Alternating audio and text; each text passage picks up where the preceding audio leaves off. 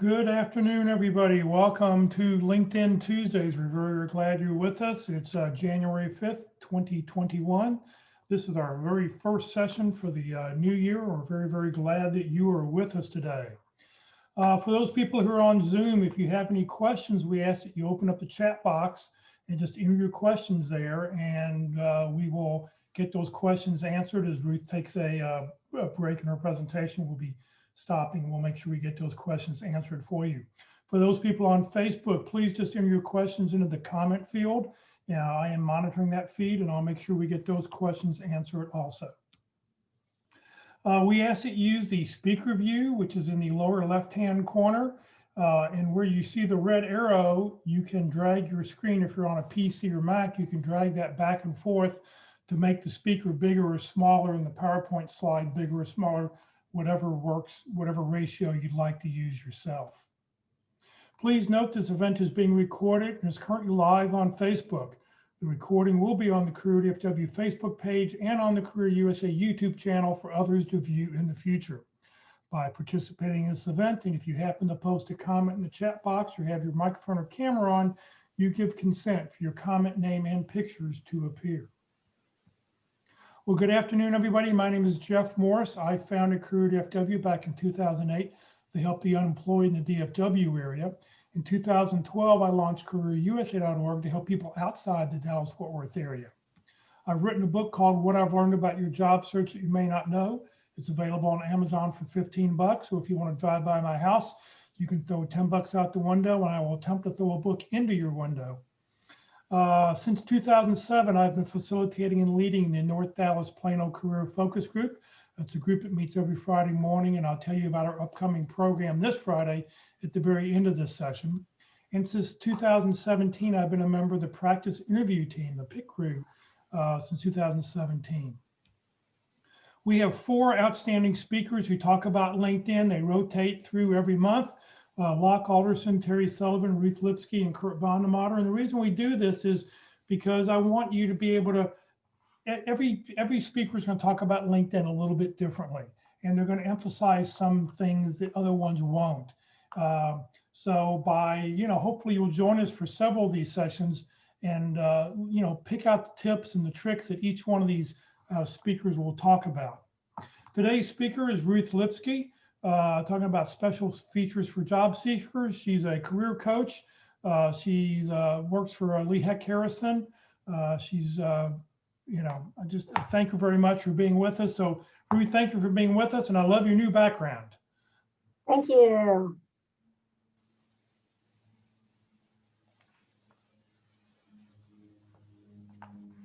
Can I share the screen now? Yes, you should be able to. All right. There we go.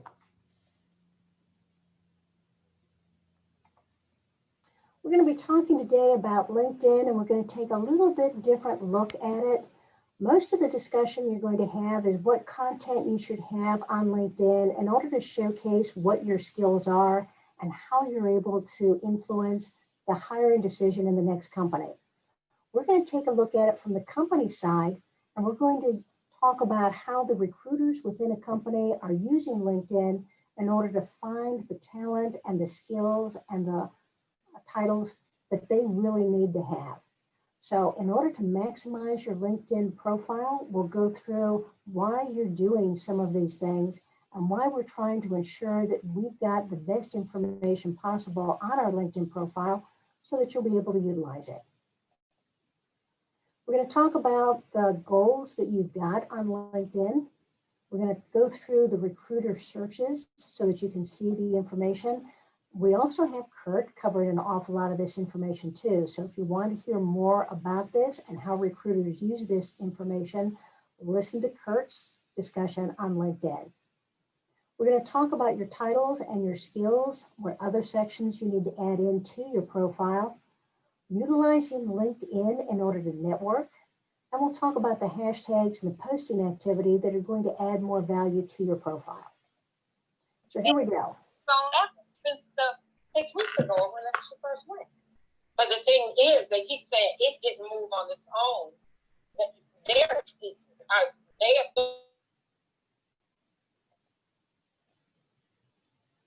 I'm sorry, say that again?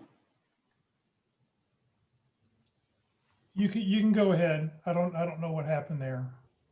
If Okay. you have any questions, we ask that you put them in the chat box. That way we'll get to them as Ruth takes a break. And send the chat box along, and Jeff, just let me know whenever we need to stop and cover additional material. If you take a look here, you can see that half of all jobs in a company are going to be coming from the company website. So this is when you go onto the company website, go to their career page, send off your resume in order to apply for specific jobs. Nearly half of all jobs are going to be awarded by the company through that method. Most of those are going to be the lower level jobs. As you get higher up in a company, they rely less on recruiting from a website and more on word of mouth and LinkedIn. Referrals are 14% of all hires, and those are the people in the company that have championed someone by sending their resume or their name to the hiring manager or to the recruiter. Always a good way to get into a company, because companies will generally give a priority and will always take a close look at the people who have been referenced by employees. Now, recruiters here means headhunters. These are people from outside the company who are collecting resumes or who have been asked by the company to find someone with a specific set of talents. Not as much coming through recruiters these days. And part of that is because LinkedIn has so much information out there that a recruiter within a company doesn't need to rely as much on headhunters as they used to. They still have an important part in the world of hiring, but they're not as important as they used to be. Take a look at this. A third of all jobs that a company offers are from when an internal recruiter goes out onto LinkedIn, looks for a title, a geographic location, a skills. LinkedIn brings up a whole raft of people who are qualified for that job. The recruiter just needs to take a look through, find the people who seem to be most qualified for that particular role, extend an invitation to interview, and work from there. So LinkedIn has become more and more important in the job search because as an online resume, recruiters are taking advantage of this. And you can be accepted for an interview without ever having applied for a job because you didn't even know the company or that job was out there. So you've got two goals on LinkedIn. One is to optimize your profile so that LinkedIn can find you when a recruiter is using the LinkedIn Recruiter software. Your second goal on LinkedIn is to be welcoming, to have an easy to read profile, to have it laid out so it looks as if you're a professional who is capable of handling the communication and the tasks of your new job. These are two different goals. They have a lot of overlaps, but sometimes they're in conflict, so we'll talk about that too. But in this presentation, we're going to concentrate mostly on how to get noticed by recruiters, because unless the recruiter is able to find you, you're going to be at the mercy of the career boards and other ways of finding a job. So let's take a look at what recruiters are actually going to see. In this case, the recruiter is looking for a product manager in the greater Seattle area, looking for skills in product management and product marketing. Notice that there are 6,900 profiles that come up with at least part of this type of search. Of these, 2,500 have a company connection. That's important for a recruiter to look at, because if the person knows someone within the company, then they probably have a better feel for what the company does, what the products are, what the culture is. And recruiters will quite often take a look at the people within this subset in order to find those who are going to be a better culture fit. You can see the other item in the spotlight area are the people who are engaged in the company's talent brand. 462 people are following this company on LinkedIn. And when you've gone out onto the LinkedIn page for a company and decided to follow the company, that means that you've got that deliberate action in order to get closer to the company, and the company feels as if you've got more of a match because you're finding them more appealing. Now, number one on the list of 6,900 candidates is this person right here. LinkedIn never does anything without a reason. There's nothing random about the list and the position of people on the list. LinkedIn put this person at the very top of the list for a reason. And we're going to talk through the reasons that you come up high on the list and what makes you more strong in the LinkedIn algorithm. Here's the other way that recruiters can set up their LinkedIn search. This person is looking for a project manager in the greater Chicago area, looking for skills in business strategy and in analytics. 42,000 and some odd people came up in this search, but Emily Dalton came up number one for a reason. Now, it could be that Emily is open to opportunities. As you can see down here, there's a drop down so that the recruiter is able to see that she is open to new opportunities. She's got connections within the company, and she's following the company in her interest area on LinkedIn. There are other reasons that Emily is probably high, but those three, plus the fact that she's got the titles, both in her past and in her current job, make her much more of a reasonable match for that job. So once again, a lot of people come back up in the search. Recruiters have the opportunity to look specifically at the people who are available for new jobs, who have company connections, or who have the company in their talent brand, which means that it's in your interest area. Let's talk about how we get into that number one position, huh? One of the ways is maximizing your titles. And what happened is that LinkedIn has standardized all titles so that if a recruiter is doing a search for a title, they're going to use the LinkedIn title rather than the internal company title, because they'll get a better set of matches. If you have that title in the experience section of your LinkedIn profile, that gives you a very high value. LinkedIn gives your profile a grade, and everything you do on LinkedIn creates a grade for your profile. When a recruiter is doing a search, that grade comes into effect on how high up you are on the list of results. And having a title in the experience section that the recruiter is looking for, been there, done that, willing to do it again, is going to bring you up higher. Now, the headline area also contains titles. The open to work area also has titles. Those are of secondary value, but they still have a higher value than most other items that are out on your profile. The fact that you want to do that job, even if you haven't done it before, but you've got the skills that are overlapping with that type, are going to be an important part of how high you end up in that search. So put in multiple titles in your profile and use the titles that LinkedIn has standardized. It used to be that we wanted all of the titles in the headline area at the top of your LinkedIn profile to be titles. So title, title, title, separate them with a pipe, the straight up and down thing that's above the enter key, because that means or in LinkedIn, and that helps separate out the different titles.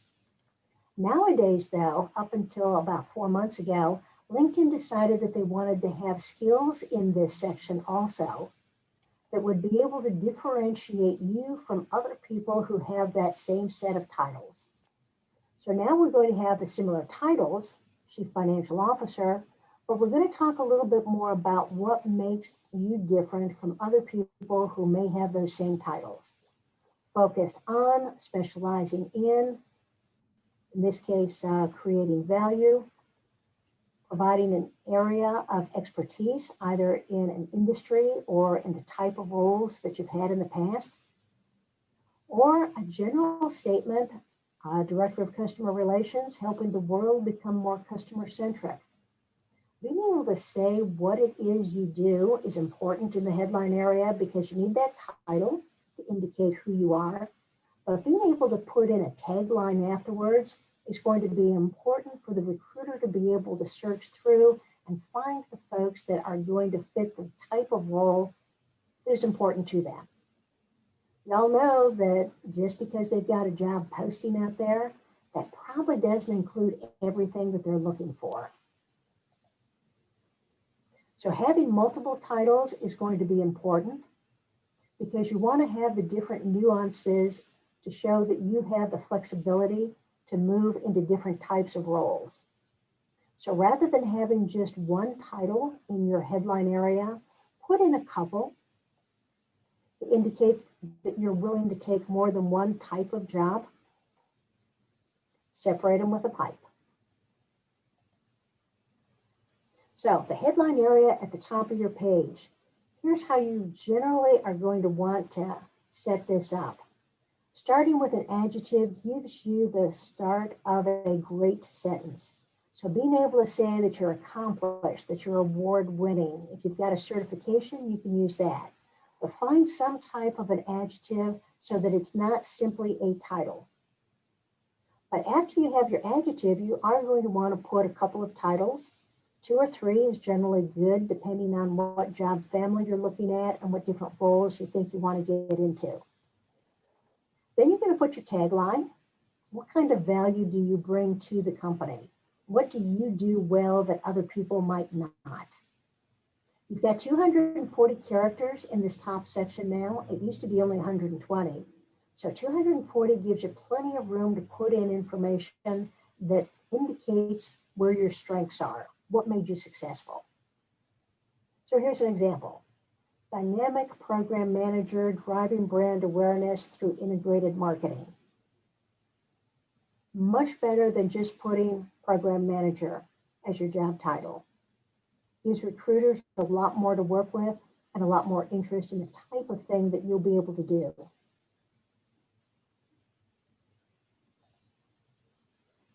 So now let's go into the skills section. Each year, LinkedIn creates a list of the skills that companies need most in that year. It hasn't been published yet. We're expecting it in January, but for now, 2020 wasn't that long ago. The top soft skills are going to be things like creativity, persuasion, collaboration, adaptability, and emotional intelligence. Having these types of skills in your skills and endorsement area or other places on your LinkedIn profile are going to indicate that you've got the cultural fit and you've got the open-mindedness to be able to work with other people. Now the hard skills, a little bit harder to put that into your profile if you don't have them.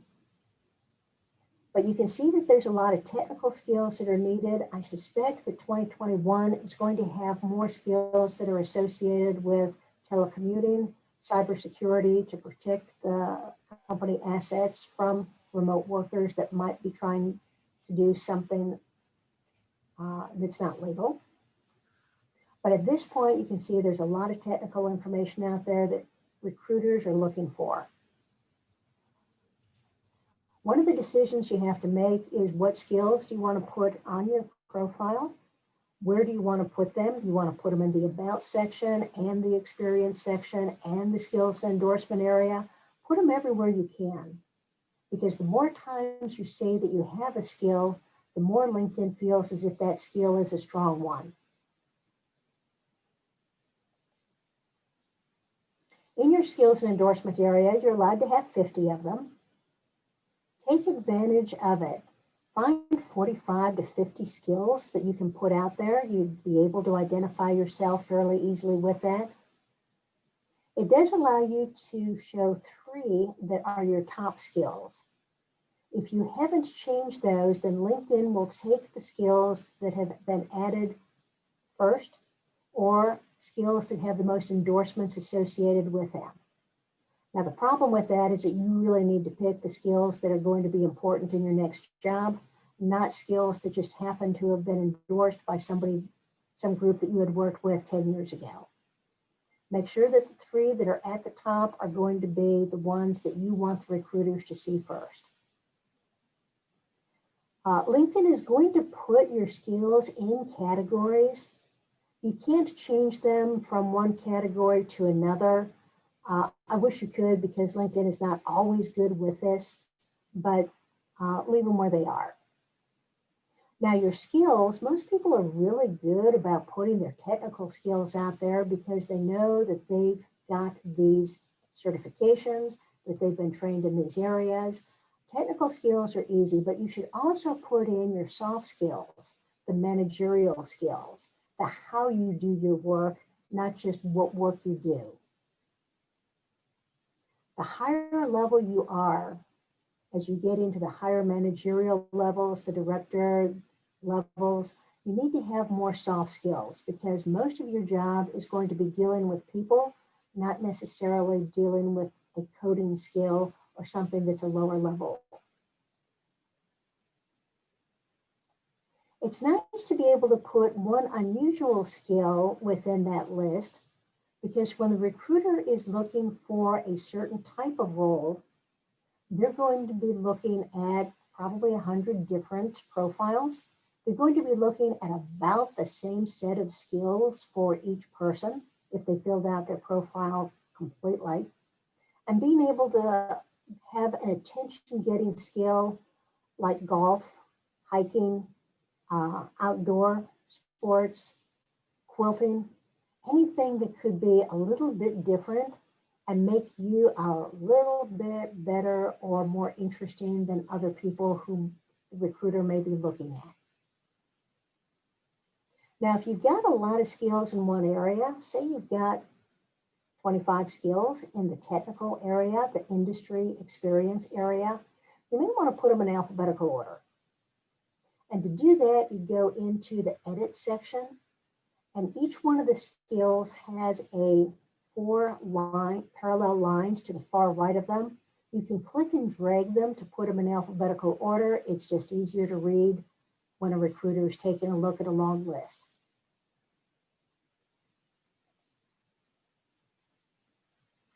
A new feature that LinkedIn has introduced is a skills assessment. And the reason they put in a skills assessment is that it's going to replace the endorsements to some degree.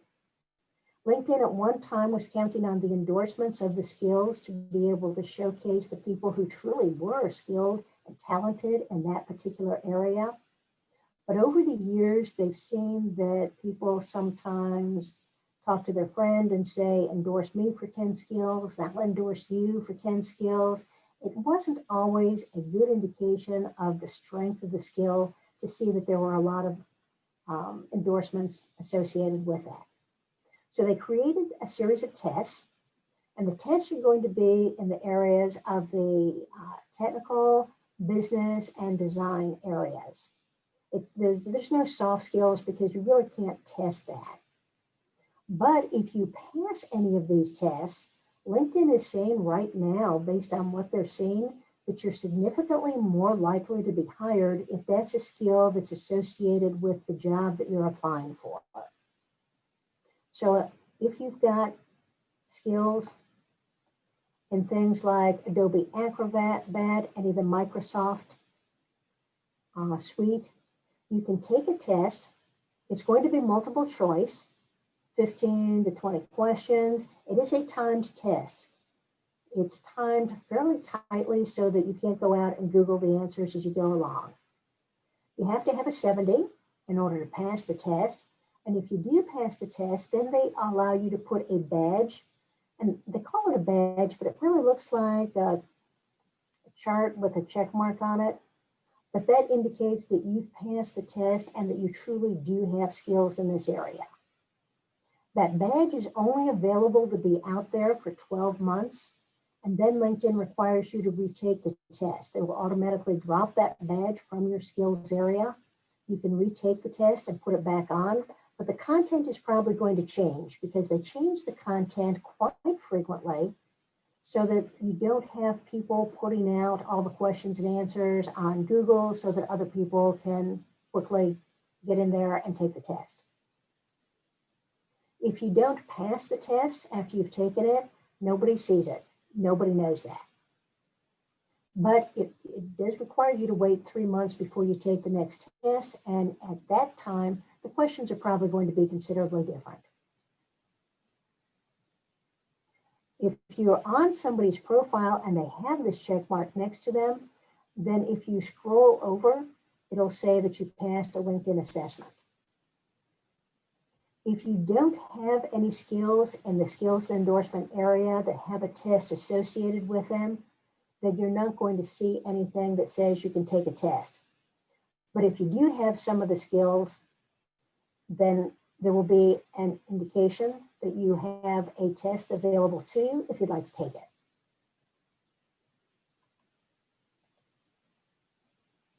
Now, there are a lot of different areas on LinkedIn, and we can be adding other areas to your LinkedIn profile. So let's take a look at a LinkedIn profile so that we can walk through those because it's easier to see it that way. So here's my profile. At the top of the profile section, you'll see that you can add something new to it.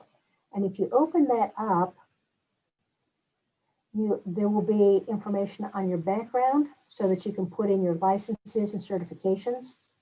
Volunteer experience is becoming more and more important because as companies have more of a social presence, they're looking for people who also feel comfortable doing volunteer work. And that can be one of the reasons that a recruiter will reach out to you rather than one of the other 100 people that they're looking at. Take a look though in the accomplishments section because it allows you to put in additional information associated with the work that you've done. And one of the most powerful on this is the projects one. So if you worked on projects, you can add a project to your LinkedIn profile. Put in a project name for it, some dates associated with it, what company you were with, but the description area is actually huge on this. Most of the time when you were working on a project or were you involved with an activity, you've put it into your resume and your LinkedIn profile as a bullet item, and it might have a sentence or two associated with it. In this area, you can expand out and put all of the background information, what your activities were, what problems you had to overcome, what results were coming out of this project. But it gives you a lot more information to be able to tell your story and impress other people with the type of work that you've done and how you've done that work. So utilize the project area whenever possible. The other area through here that is a good one to look at is the courses. If you've taken classes at your work that helps develop a skill, add that into the course section. It could be a technical, it could be one that developed managerial skills. But if you've taken time out of your work schedule in order to attend and pass a class that your company offered, or that was outside that you took, add that into your profile. The area that shows up is down at the bottom, where all of your accomplishments are going to be put here. So you've got your projects and the organizations you belong to, and then the courses you took. You should add in the courses that you took on an annual basis, those classes that came out of the compliance or the legal team that required you to pass them. And you got notices in advance that it was coming. You got notices that you needed to take them in a certain time frame. But most of them are going to be classes that are going to be needed in your next job too. So putting in information on, I took a class on the code of conduct and ethics and conflict of interest, that's a recognition that you understand why you had to take those classes and that you're willing to take them again because it's an important part of how companies run these days. So even if you didn't take any classes that were specific for development, you probably took some classes at work that dealt with the requirements of staying in business for a company. Put those in here. So let's go back up. Use your open to work because this is an area that LinkedIn has put in so that you can put up to 5 different titles that you're interested in. And it only allows you to pick the titles that they already have in their database. These are going to be the titles that recruiters are using for their searches. So these are the powerful names that you're going to want recruiters to be able to find. On your dashboard, keep an eye on this because it tells you how LinkedIn is treating you. Watch for the number of people who have viewed your profile. If you click on the 124, you can see how many people have looked at your profile on a weekly basis. If you are looking for a job, you should be hoping for 10 views each week. If you're not getting 10 views each week, then you need to be able to be more active on LinkedIn, particularly on the home page where LinkedIn gives a lot of points. If you have LinkedIn Premium, you can probably see all of the people who have looked at your profile. If you don't, it's going to be locked. But one of the things that you will always want to be looking at is this interesting views. That means that someone who is a director level or above, or someone who is in a company that you have in your interest area has looked at your profile. Good thing to be able to see. Good thing to know that people who might be the decision makers are looking at your profile. Now going back to the dashboard, the other item on the dashboard, other than your post views, if you're active on the home page, is how many people have done a search for you. And here they're going to be giving you the names of the companies that have brought you up in a search. They're going to say what the title is of those searchers on their LinkedIn profile. And they're going to take a look at the keywords that the searchers used in order to find you. And in this case, career coach and consultant for me are perfect words because that's the type of role that I'm in right now and what I would want to continue doing in the future. You need to check this and make sure that you're being found for the right reasons. If you've got words here that are not indicative of what you want to do, then you probably need to go back and take a closer look at your profile and take out some of those old stories or some of those old skills that are related to a job that you no longer want to do. Get rid of the items that could come up that would indicate that you're looking for a job that you really don't want. So going back onto your profile,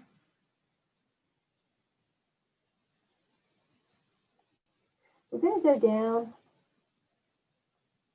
and take a look at the skills and endorsements. Here's the skill quiz.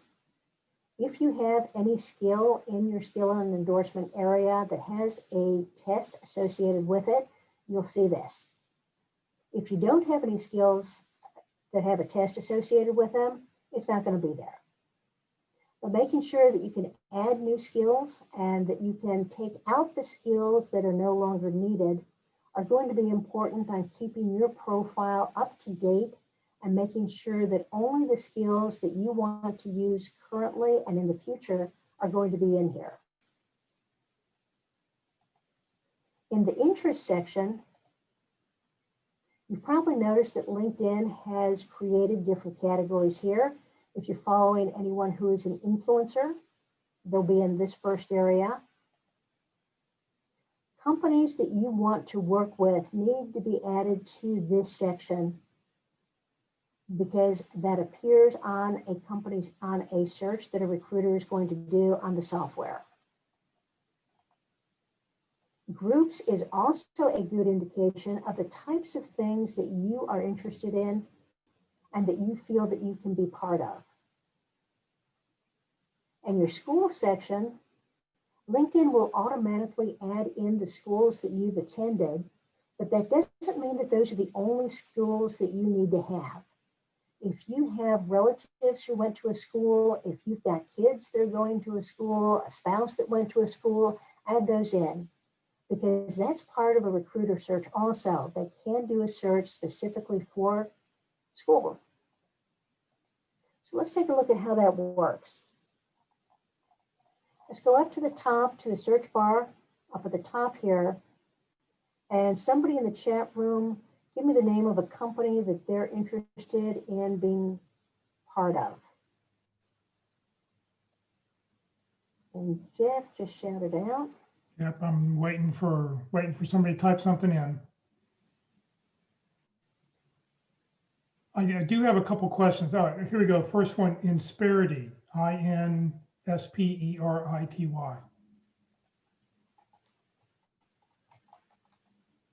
When you type it in, you've got a couple different options. You can take a look at the people who have that in their profile. In jobs that are on the LinkedIn page, you really want to go into the company. So when you click on the company, you'll see that you've got the logo, and this is their LinkedIn page. It's different from the web page that is out in public. If you are not following it, you'll see that there is a blue follow button. As soon as you click this, then the company's name will appear in your interest section.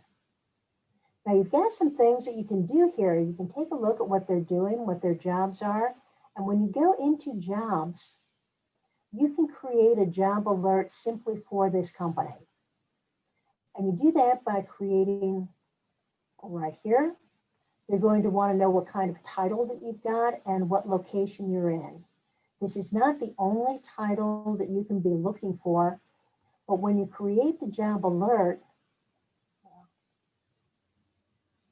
it's going to be able to look at your profile whenever they post a job on LinkedIn.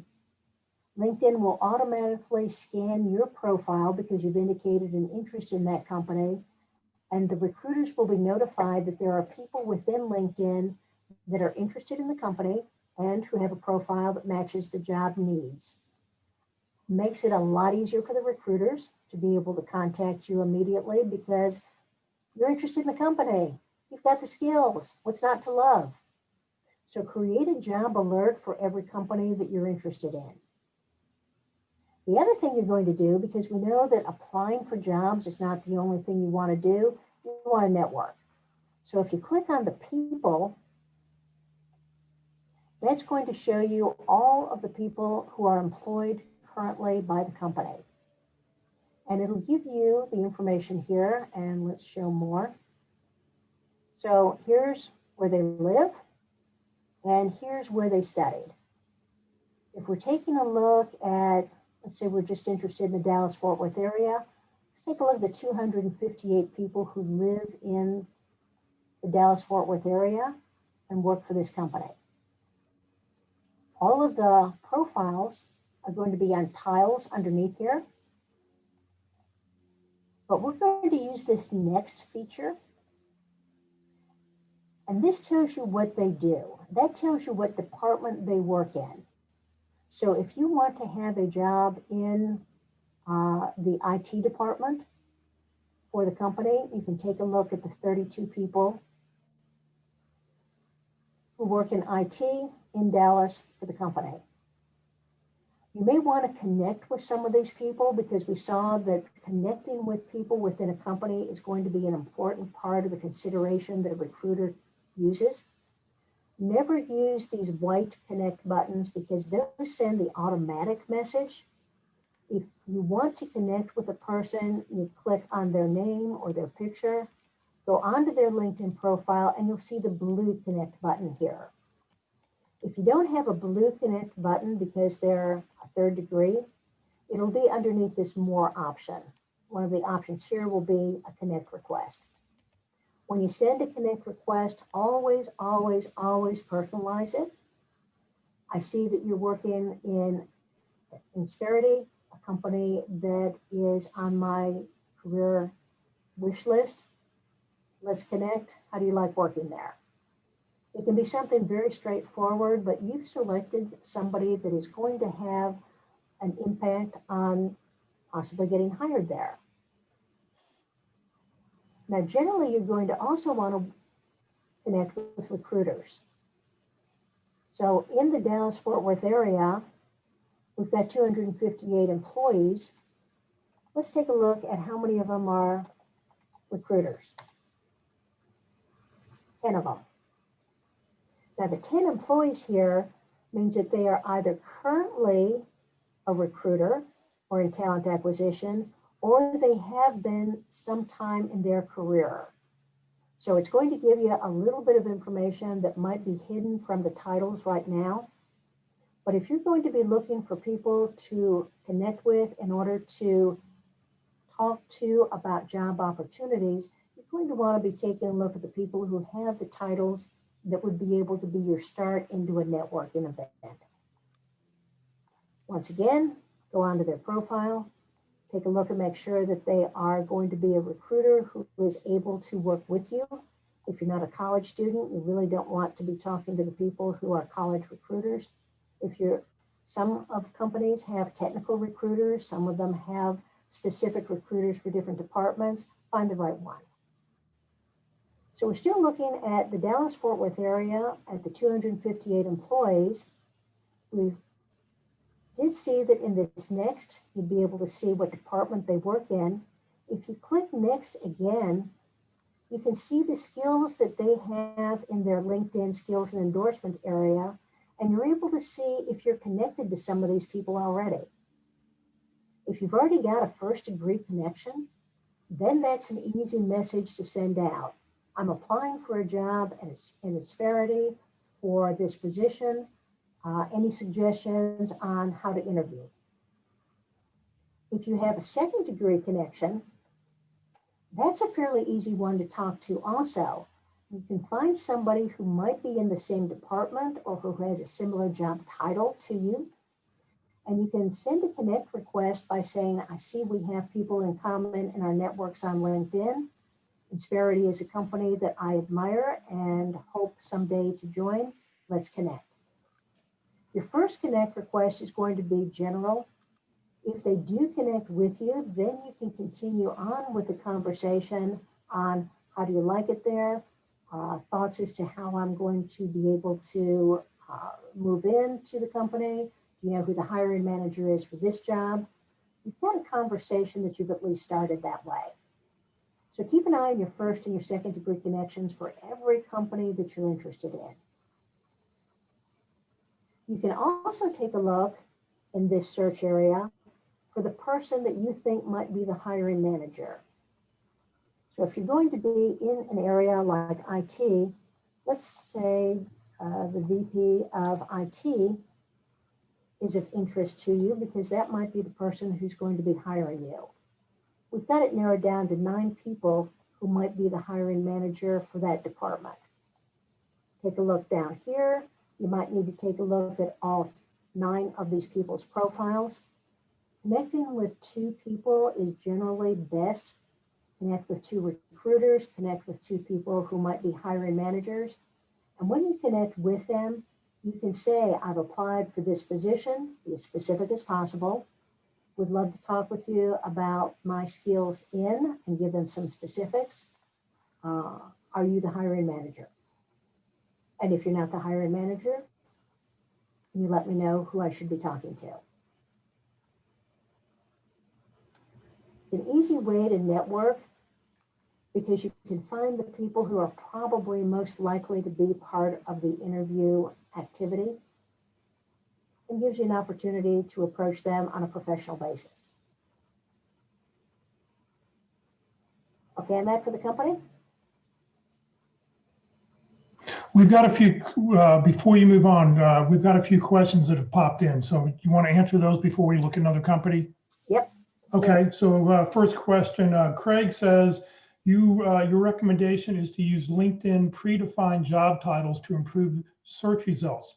Where can I find those current list of LinkedIn predefined job titles? LinkedIn does not create lists of what they have. The only way that you're going to be able to do that is going into the job section. And if you've got a job title that you are interested in, let's say you're a project manager, these are the titles that LinkedIn has standardized. So being able to take a look at these titles and to use those titles are going to be your best bet. The other place that they have these titles is when you're on your profile page and you're taking a look at your open to work area. These are all of the titles that they have also. So if we wanted to add a title for project Manager. This is probably a more complete list because it gives you levels, it gives you departments. So these are all of the titles that LinkedIn has standardized for the family of project manager jobs. Not always easy. You might have to do a little bit of work through it, but that's about the only way you're going to be able to find them. Yes, always take whatever job titles that LinkedIn comes up with. Because if you create your own, it won't be searchable when somebody's using the LinkedIn search package. Okay, David asked, when I click on who's viewed your profile, I don't get a graph like Ruth does. I get a % increase since last week. Any way to change this? No, it probably means that you don't have enough information to create a graph that far back. You have to have a couple of weeks of at least 5 views before they will create a graph for you. So if you don't have a graph right now, that means that the number of people looking at your profile are probably too low to be worthwhile. And one other thing that I think I've heard from one of the other speakers is you may get this graph because at one point you were a premium LinkedIn user. So if you did it at some point in the past and then stopped paying for the premium price, they continue to give you this particular feature. So I think that may be also what the difference is that at one point, I know at one point I was a premium member and then I stopped, but I still continue to get this graph. That's interesting. I've never been a premium. Never? Okay. But I've always had this. Okay, I heard this from one of the other, and it's also possible you've probably been a LinkedIn user for 10, 15 years. Maybe they were giving it away when LinkedIn first started, and then they've stopped doing it more recently. Let's see here. Dawn asked, would you need a premium subscription to conduct these searches? No, I don't have premium. I've never had premium. So the information that I show you is available for everyone who has a free account. If you have a premium account, there quite often is going to be more information that is available to you on these. So if we go back to Insperity, there will be another area right about here that will give you information on company details. So it'll give you more insight as to how many people have been hired in the past couple of months, what departments seem to be hiring. It'll give you a little bit more information that you could probably find in other areas if you were doing some search on Dun & Bradstreet or on some of the financial sites. But it's nice to have it here too. Okay, Ellen asked, what was your suggestion about schools in the interest section? Should I include any schools that I did not attend? So you just want to repeat that little part. Yeah, you should include them because LinkedIn does put schools in there. So it'll show the schools that you went to because they're picking that up out of the education section of your profile. But you can put in other schools if you admire them and if you want to find out more information about them. So on the home area, everything that comes in this home section, all of these different items are pulled off of your interest area. So it'll show everything that a college puts out onto these LinkedIn boards, everything that the companies that you're following put out, what the people in your network are saying. So being able to put other schools in here will give you more information and you'll be able to see more activity here. And also if your kids have gone to school or your parents have gone to a school, you may want to include those schools just so you can, because you probably are aware of them or you were forced to watch football games because that's what your parents went to and watched. So, you may want to be able to do that. Some schools I follow just for the football teams on LinkedIn. Right. Yes. Let's see here. When doing people searches, using the LinkedIn search bar, I've had it cut me off saying you're a power searcher. Subscribe to LinkedIn Recruiter to view more than 3 results. Is there any way to avoid seeing this or getting around this? It seems to have some kind of cap per month. If you're Assumes that you're a recruiter. using LinkedIn a lot, and if you're starting your job search, you should be. But LinkedIn will cut you off at some point and say, you've done so many searches for people that we think you're a recruiter who's trying to find talent on LinkedIn without paying us for using the LinkedIn recruiter software. And they'll cut you off at that point. So it's because of a people search. It should not affect your job search or your company search, but it is going to try and film out some of the people that you would normally want to be seeing. Right. It does reset at the start of each month. So at some point, you're going to get your full search capabilities back. Right. And Beverly said the same thing. I received a message saying that I was past the search limit. The reset will occur at the beginning of the next month. So that just means that you've used LinkedIn too much for searching and you need to wait till the beginning of the new month to restart your numbers. On Facebook, Kimberly asked, how do you list several titles while also including skills in the LinkedIn headline? You've got 240 characters in this section here, and this is where we're going to be looking. You're going to be putting in a couple different titles. You're going to be putting in some skills, and you've got 240 characters, so you really have 4 different lines available to you. It's a really broad area. Your decision is going to have to be, what skills do you want to highlight? And depending on what role you're looking at, depends on what skills are going to be best.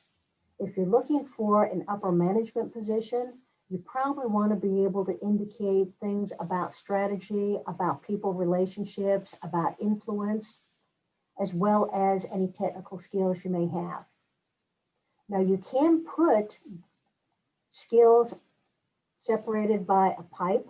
So if you wanted to put in more information into this section,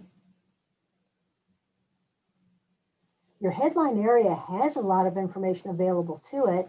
So putting in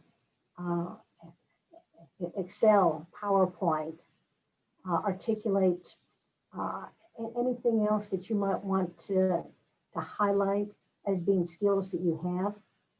Quite often it reads better if you have it in more of a sentence format.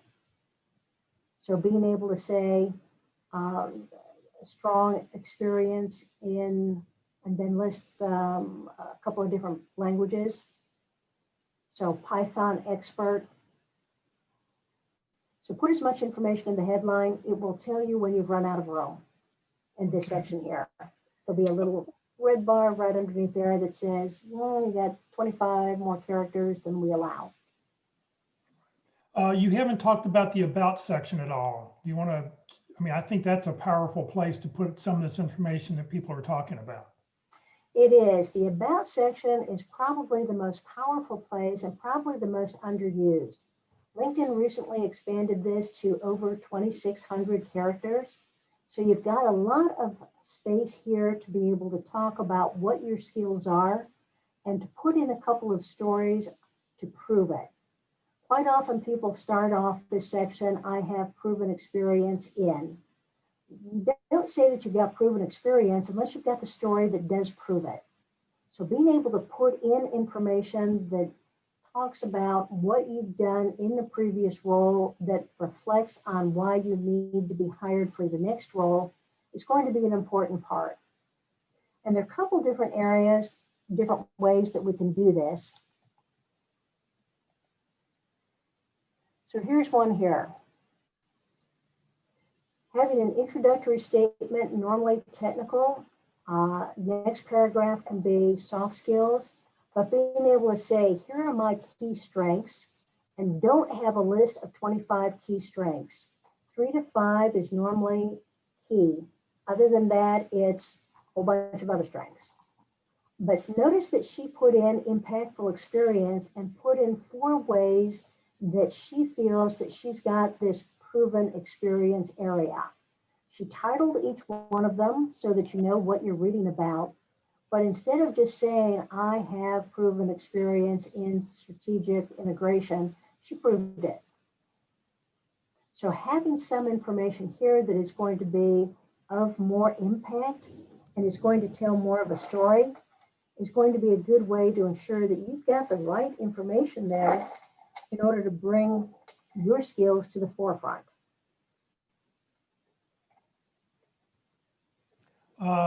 And the other thing that you really haven't mentioned that is one of my big pet peeves is that people don't put their contact information in there. If you're looking for a job, please enter your contact information, put in a phone number, put in an email address, make it easy for somebody to reach out to you. And here's where things get a little complicated, because most of the time, if you go into this contact info, you'll be able to see that they've got your profile information, if you've got a website, phone number, email. The only people who can see this information are first degree contacts. So if they're not a first degree connection with you, they can't see anything other than your profile URL. So if a recruiter is taking a look at your profile, they're going to be taking a look, they're going to be taking a look in the About section at the bottom here in hopes of finding a way to connect with you outside of LinkedIn. And if you want to call up my profile real quick, you'll see something that I've done to make it easy for anybody to get hold of me.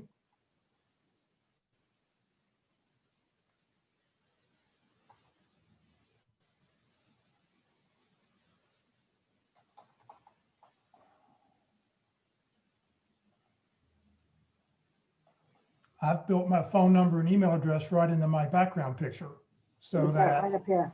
so that, you know, anybody that you don't have to have a paid version, anybody can, as soon as they call up my profile, they'd be able to see me. So, you know, make it easy for recruiters to reach out. Most, I would say more than 50% of recruiters do not pay for the LinkedIn recruiting package because it costs $12,000 to $15,000 a year. It's very expensive. So they're going to try to use the free version as much as they can. So, you know, make it easy. If you're looking for a job, if you're not looking for a job, you can take that stuff down and change it, but make it easy to be found. Let's take a quick look at colleges because we talked about that. Does anybody have a college that they went to that we can do a search on? All right, let's see here. Somebody type a college in. Louisiana Tech. Okay.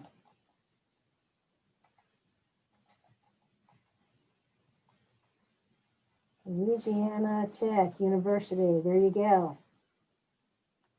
Colleges have LinkedIn pages as well as a public page, and you can follow them, but instead of having people, you're going to look at alumni. One of the best networking things that you can do is to contact people who went to the same school that you did and connect with them. So if we go to the show more, of the 54,906 people who attended this school in the last 121 years, and they have a LinkedIn profile, here's where they work. If you want to work at any of these companies, say Amazon, let's take a look at the 54 people.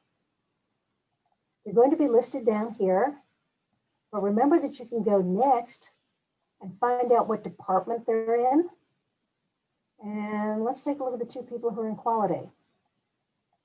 If you wanted to be in the quality department at Amazon, you would want to connect with both of these people, and you would start out, I see you also went to Louisiana Tech University, go Tigers maybe, whatever it might be.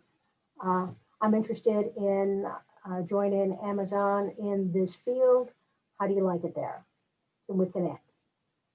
But when you have a college in common with someone, it is so much easier to get that connect request out there and accept it, because these people feel that you must be a good person because you went to the same school that I did. And be sure to use these nexts so that you can see, let's clear it all out. So you can see not only but where they live, or what they do, even what they studied. I see you also studied electrical and electronics engineering. Good thing to be able to connect on. Click next again, what they're skilled at, and if you've got connections there. Work on your first connections, but your second degree connections are also out there for you. Well, Ruth, thank you very, very much. We've hit the 2 o'clock hour. Great information. I want to thank you very, very much for your time today. Coming up next Tuesday, we'll be hearing from Locke Alderson, talking about how to use LinkedIn for job hunting, strategies to get results. So we'll get into some more, this today was a lot of, let's get your profile built, let's get all the details in there. Next week, we're going to talk a lot more about how to use it in a job search and to get in some more details there. And we'll probably look at a few people's profiles. We tend to do that with Locke as we have time. All right, I need everybody on the site right now. Please raise your right hand. We need to do the LinkedIn promise. Please repeat after me. I, Jeff Morris, promise to always send a personal note whenever I send a LinkedIn request to connect with anyone. And this includes when I use my cell phone or my desktop computer. So please, please, please, you're welcome to link in with myself or Ruth, but please send us a personal note so we know how we met, how we connected. We've got some upcoming training going on the rest of the week. Tomorrow on Interviewing Wednesdays, we're starting our 13 session interview session every Wednesday for the next 13 weeks. Tomorrow we'll be talking about preparing to be interviewed, how employment recruiting works, and developing interviewing tools. So please join us tomorrow at 1 o'clock. On Thursday, we do our Effective Resume Thursdays. Every Thursday, we look at a couple resumes. We'll be glad to look at yours.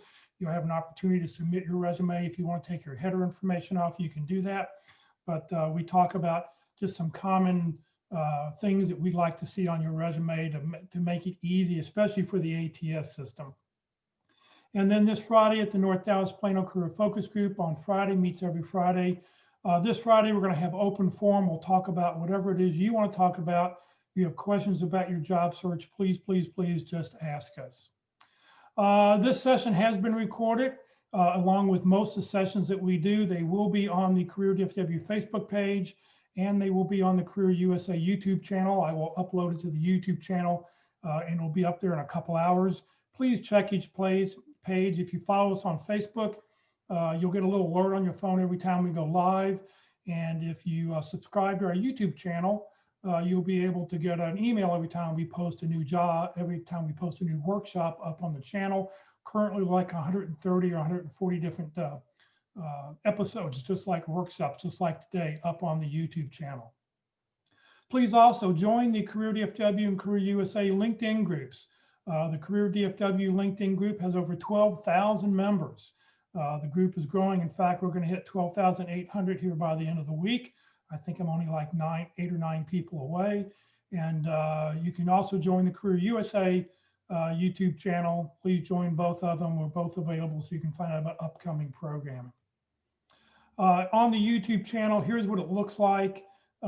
Click on the playlist is the easiest way to use it. And don't click on the video, but underneath where you see that red arrow, click where it says View Full Playlist, and then up will come a list of all the different things that are going on. So please know, Career DFW, we're a 501c3 nonprofit organization. We have no full or part-time employees. Ruth is a volunteer along with the other speakers who talk about LinkedIn. I am a volunteer. I've never gotten paid to do any of this over the last 12 years. This is what I do to give back to the community. This is my little charity to everybody. Career DFW survives on donations. We ask that when you do land your next opportunity, to think about us, contribute, and allow us to continue to do what we're doing so we can help other people in the future. So hopefully you'll join us later in the week. If not, thank you very much for being with us. We're here every Tuesday, Wednesday, Thursday at 1 o'clock and every Friday morning at 9:30. If there's anything we can do for you, please feel free to reach out to me. Have a great week, everybody. Thanks, Jeff. You're welcome.